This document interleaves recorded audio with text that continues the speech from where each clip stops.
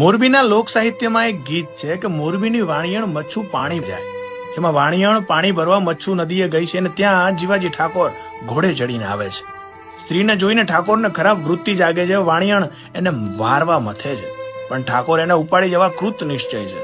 અંતે વાણિયણ મચ્છુને વાલી કરે છે અને શ્રાપ આપતી જાય છે કે તારું શહેર ડૂબી જશે. લેખકો કહે છે કે આ શ્રાપ પેઢીઓ સુધી ફળ્યો નહીં અને જાડેજા વંશનું ત્યાં રાજ ચાલતું રહ્યું. મોરબી શહેર પણ ફૂલતું ફાલતું રહ્યું અને એના સુંદર શિલ્પોના કારણે સૌરાષ્ટ્રનું પેરિસ બની રહ્યું. અને પછી તારીખ આવી 11 ઓગસ્ટ 1979.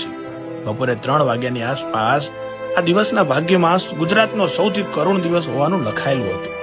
ગુજરાતના મોરબીથી પસાર થતી નદીનો મચ્છુ દ્વિતીય ડેમ એક અકલ્પનીય હોનારત છૂટી કરવાનો હતો. જે પોસતું એ મારતું પંક્તિઓ આ ડેમ આજે સાર્થક કરવાનો હતો. ભારે વરસાદના પ્રતાપે